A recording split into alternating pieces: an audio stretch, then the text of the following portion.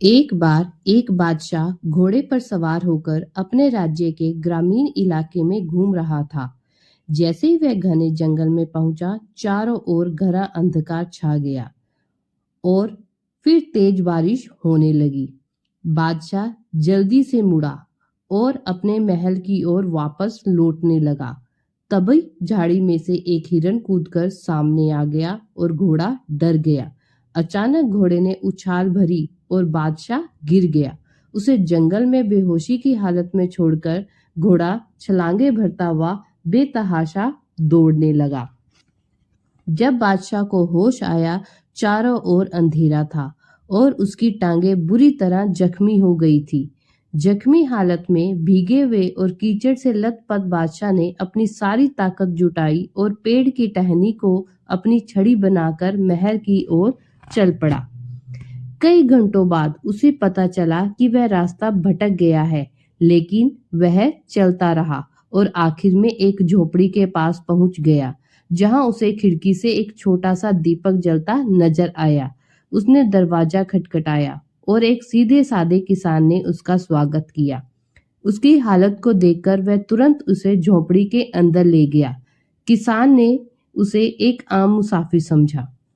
वह उसके लिए भोजन और पानी लाया, उसके जख्मों पर मरहम लगाया और बदलने के लिए कपड़े दिए और उसे रात भर वहीं आराम करके अगले दिन सफर जारी रखने को कहा।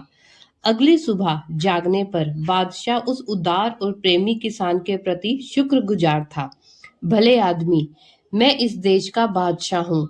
यह है मेरी अंगूठी। जो मेहरबानी तुमने मेरे ऊपर की है, इसके लिए मैं हमेशा तुम्हारा एहसानमंद रहूंगा। अगर तुम्हें कभी भी मदद की जरूरत पड़े तो मेरे महल में जरूर आना और यह अंगूठी दिखाना। मेरे पहरेदार तुम्हें सीधा मेरे पास ले आएंगे। मैं तुम्हारी जो भी मदद कर सका जरूर करूंगा। कुछ समय बीतने पर किसान के सामने एक समस्या आ गई और उसने सोचा कि बादशाह इस मुश्किल में उसकी मदद कर सकता है।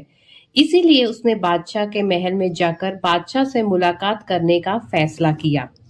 वाकई पहरेदार अंगूठी को देखकर उसे तुरंत राजा के निजी कक्ष में ले गए। उन्होंने किसान को चुपचाप इंतजार करने के लिए कहा, क्योंकि बादशाह इबादत कर रहा था।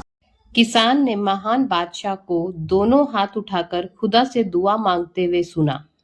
जब बादशाह इबादत के बाद उठा, तब उसने किसान को देखा।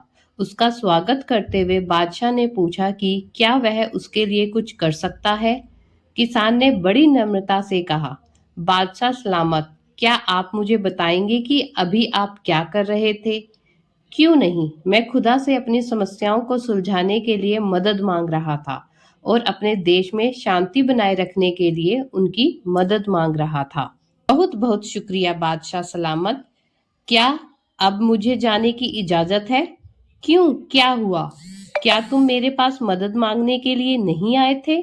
बादशाह सलामत, मैं भी उसी के दर से मदद मांगूंगा जिसके दर में आप मांग रहे थे। बेशक आप बादशाहों के बादशाह हैं, लेकिन मैं जान गया हूं कि हम सभी मालिक के दर के भिखारी हैं, इसलिए मैं भी उसी से मदद मांग लूंगा। किसान बड़े ही नम्र भाव से बादशाह को सलाम कर कर अपने घर की ओर वापस चल पड़ा। तभी वह मन में सोचने लगा, मंगते से क्या मांगना, मांगना है तो अपने गुरु से मांगो, जो हमें हर इच्छा को पूरा करेगा। व्यक्ति व्यक्ति के लिए कुछ नहीं कर सकता, जो करेगा हमारे लिए भगवान खुद करेगा, और वो वही करेगा जो हमारे लिए अच्छा होगा। राधे राधे। अगर आपको हमारी परमार्थ के रास्ते की वीडियोस पसंद आ रही हैं तो हमारे चैनल को लाइक करें, सब्सक्राइब करें।